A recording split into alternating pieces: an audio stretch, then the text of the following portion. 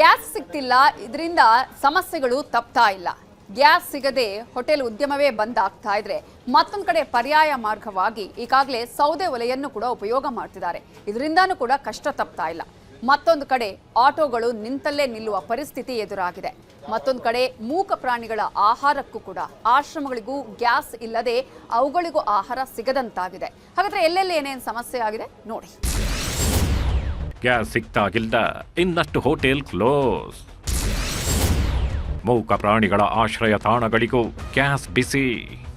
S, ಇಲ್ಲೊಮ್ಮೆ ನೋಡಿ, ಯುದ್ಧದ ಎಫೆಕ್ಟ್ನಿಂದಾಗಿ ಪ್ರಾಣಿಗಳ ಆಶ್ರಮಕ್ಕೂ ಗ್ಯಾಸ್ ಬಿಸಿ ತಟ್ಟಿದೆ. ಬೆಂಗಳೂರಿನ ಕಗ್ಗಲ್ಲಿಪುರದಲ್ಲಿರುವ ಪ್ರಾಣಿ ಆಶ್ರಮದಲ್ಲಿ ಸೌದೆ ಒಲೆ ಬಳಸಿ ಅಡುಗೆ ಮಾಡಲಾಗ್ತಾಗಿದೆ. ಗ್ಯಾಸ್ ಸಮಸ್ಯೆಯಿಂದಾಗಿ ಅಡುಗೆ ಮಾಡಲು ಕಷ್ಟವಾಗ್ತಿದೆ. ಪ್ರಾಣಿಗಳಿಗೆ ಆಹಾರ ಒದಗಿಸಲು ನಾವು ಹರಸಾಹಸ ಪಡ್ತಿದ್ದೇವೆ. ಆಶ್ರಮವನ್ನ ನಡೆಸ್ತಾಗಿರೋರು ಕಷ್ಟಪಡ್ತಾಗಿದ್ದಾರೆ. ಆದ್ದರಿಂದ ದಯವಿಟ್ಟು ಜನರು ತಮ್ಮ ಕೈಲಾದ ಸಹಾಯ ಮಾಡಿ ಅಂತ ಟ್ರಸ್ಟ್ ಮನವಿ ಮಾಡ್ಕೊಳ್ತಿದೆ. ಸೊ ಈ ವಾರ್ ಇರಾಕ್, ಇಸ್ರೇಲ್, ಅಮೆರಿಕ ವಾರಿಂದ ಬರೀ ಮನುಷ್ಯರಿಗೆ ಬಂತಲ್ಲ, ಮೂಕ ಪ್ರಾಣಿಗಳಿಗೂ ತಟ್ಟಿದೆ. ಕಳೆದ 2 ವಾರಗಳಿಂದ ನಾವು ಕೂಡ ಕಟ್ಟಿಗೆ ಮರೆ ಹೋಗಿದ್ದೀವಿ. ನಮಗೂ ಯಾವುದೇ ಥರ ಗ್ಯಾಸ್ ಸಿಗ್ತಾ ಇಲ್ಲ. ಸೊ ಸರ್ಕಾರ ಬಂದು ಗ್ಯಾಸ್ದು ಸಮಸ್ಯೆ ಇಲ್ಲ, ನಿಮಗೆ ಮನೆಗೆ ಬರುತ್ತೆ, ಕಮರ್ಷಿಯಲು ಸಿಗುತ್ತೆ ಅಂತ ಇದ್ದಾರೆ. ಬಟ್ ನಾವು ಗ್ಯಾಸ್ ಅಂಗಡಿಗೆ ಹೋಗಿ ಕೇಳಿದಾಗ ಸಿಗ್ತಾ ಇಲ್ಲ ಸಪ್ಲೈ.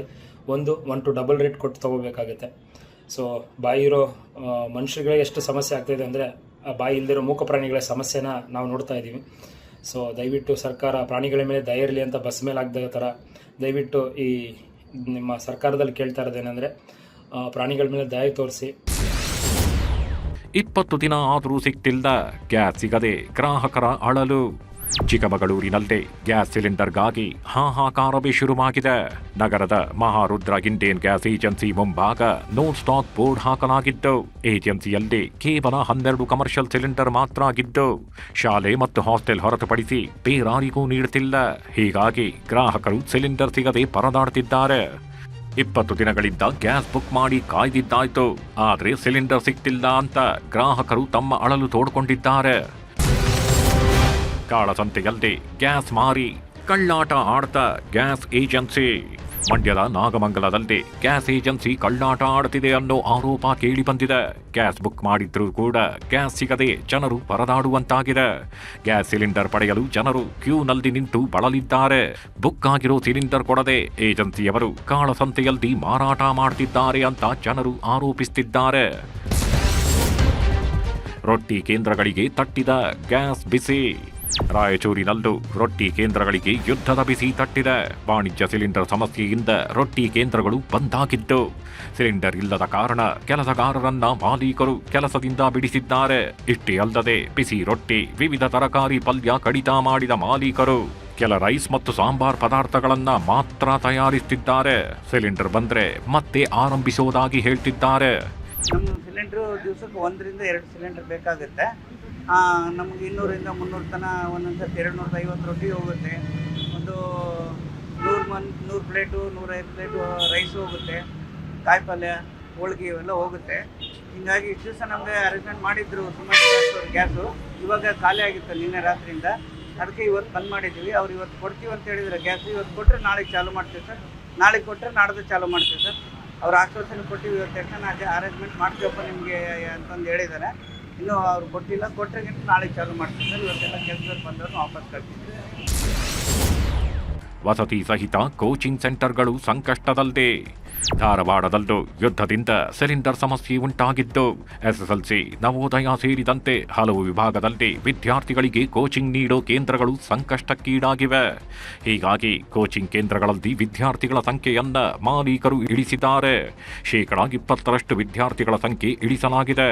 ವಿದ್ಯಾರ್ಥಿಗಳಿಗೆ ಊಟದ ವ್ಯವಸ್ಥೆ ಮಾಡಲು ಸಮಸ್ಯೆ ಆದ್ದರಿಂದ ಬೇಡಿಕೆ ಇದ್ದರೂ ವಿದ್ಯಾರ್ಥಿಗಳಿಗೆ ಪ್ರವೇಶ ನೀಡಲಾಗ್ತಾಗಿಲ್ಲ. ಹೀಗಾಗಿ ಸರ್ಕಾರ ಈ ಸಮಸ್ಯೆಯನ್ನ ಬಗೆಹರಿಸಬೇಕೆಂದು ಕೋಚಿಂಗ್ ಸೆಂಟರ್ ಮಾಲೀಕರು ಮನವಿ ಮಾಡಿಕೊಂಡಿದ್ದಾರೆ. ನಮಗೆ ಹೆಚ್ಚಿನ ಸಂಖ್ಯೆಯಲ್ಲಿ ಅಡ್ಮಿಷನ್ ತೊಗೋಬೇಕಪ್ಪ ಅಂತಂದ್ರೆ ಈ LPG ಪೂರೈಕೆದ ಒಂದು ಟೆನ್ಷನ್ ಆಗ್ತಾ ಇದೆ. ರಾಜ್ಯ ಸರ್ಕಾರಕ್ಕೆ ಮತ್ತು ಕೇಂದ್ರ ಸರ್ಕಾರಕ್ಕೆ ನನ್ನೊಂದು ವಿನಂತಿ ಏನಪ್ಪ ಅಂತಂದರೆ, ನಮ್ಮ ಎಸ್ಪೆಷಲಿ ಈ ವಿದ್ಯಾಕಾಶ ಇರ್ಬೋದು ಅಥವಾ ಈ ಶಿಕ್ಷಣ ಸಂಬಂಧಪಟ್ಟಂಥ ಹಾಸ್ಟೆಲ್ ಇರ್ಬೋದು, ಕಾಲೇಜ್ ಇರ್ಬೋದು, ಇಲ್ಲಿ ಧಾರವಾಡದಾಗ ಭಾಳ ಅವ, 2 ಯೂನಿವರ್ಸಿಟಿ ಅವ, 100 ಕಾಂಪಿಟೇಟಿವ್ ಕ್ಲಾಸಸ್ ಅವೆ. ಸೊ ಮತ್ತೊಮ್ಮೆ ಮನವಿ ಮಾಡ್ಕೋತೀನಿ ರಾಜ್ಯ ಸರ್ಕಾರಕ್ಕೆ ಮತ್ತು ಕೇಂದ್ರ ಸರ್ಕಾರಕ್ಕೆ, ಈ ಭಾಗಕ್ಕೆ ಹೆಚ್ಚಿನ ವಾಣಿಜ್ಯ ಸಿಲಿಂಡರ್ಗಳನ್ನು ಪೂರೈಕೆ ಮಾಡಿದ್ರೆ ನಾವಿನ್ನು ಇದನ್ನು ಚೆನ್ನಾಗೇ ಮಾಡ್ಕೊಂಡು ಹೋಗ್ಬೋದು. ಸಿಲಿಂಡರ್ ಕಡಿಮೆ ಬಂದಿದ್ದ ಕಾರಣ ನಾವು ಅಡ್ಮಿಷನ್ ತೊಗೋಬೇಕಾದ್ರೆ ಸ್ವಲ್ಪ ಹಿಂದೆ ಮುಂದೆ ಮಾಡ್ತಾ ಇದ್ದೇವೆ. ಏನಾರ ಪೂರೈಕೆ ನಮಗೆ ಭರವಸೆ ಬಂತಪ್ಪ ಅಂದ್ರೆ ಇನ್ನೂ ಹೆಚ್ಚಿನ ಸಂಖ್ಯೆಯಲ್ಲಿ ಅಡ್ಮಿಷನ್ ತೊಗೊಂಡು ಒಳ್ಳೆಯ ಶಿಕ್ಷಣ ಕೊಡಲು ನಾವು ಪ್ರಯತ್ನ ಮಾಡ್ತೀವಿ. ಆಟೋ ಗ್ಯಾಸ್ ಬಂದ್, ಪರದಾಡಿದ ಚಾಲಕರು. ಕೊಪ್ಪಳದಲ್ಲಿರುವ 2 ಆಟೋ ಗ್ಯಾಸ್ ಬಂಕ್ಗಳು ಬಂದಾಗಿವೆ. ಕಳೆದ 2-3 ದಿನಗಳಿಂದ ಆಟೋ ಗ್ಯಾಸ್ ಬಂಕ್ ಬಂದಾಗಿದ್ದು ಗ್ಯಾಸ್ ಸಿಗದೆ ಆಟೋ ಚಾಲಕರು ಪರದಾಡಿದ್ದಾರೆ. ಚಿಕ್ಕಬಳ್ಳಾಪುರದಲ್ಲೂ ಗ್ಯಾಸ್ ಇಲ್ಲದೆ ಆಟೋ ಚಾಲಕರು ಕಂಗಾಲಾಗಿದ್ದಾರೆ. ಆಟೋಗಳನ್ನ ತಳ್ಕೊಂಡೇ ಚಾಲಕರು ಮನೆಗೆ ವಾಪಸ್ಸಾಗಿದ್ದಾರೆ.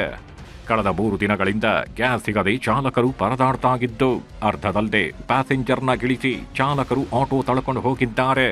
ಹುಬ್ಬಳ್ಳಿಯಲ್ಲೂ ಆಟೋ ಗ್ಯಾಸ್ ಕೊರತೆ ಉಂಟಾಗಿದೆ.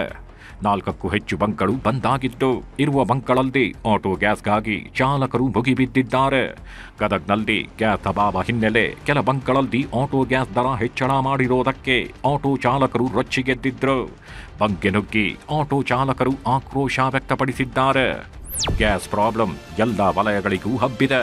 ಜನರು ಗ್ಯಾಸ್ ಸಿಗದೆ ಒದ್ದಾಡ್ತಾಗಿದ್ದು ಹೋಟೆಲ್ ಮಾಲೀಕರು ಕೂಡ ಚೇತರಿಸಿಕೊಳ್ಳೋಕೆ ಸಾಧ್ಯವಾಗ್ತಿಲ್ಲ.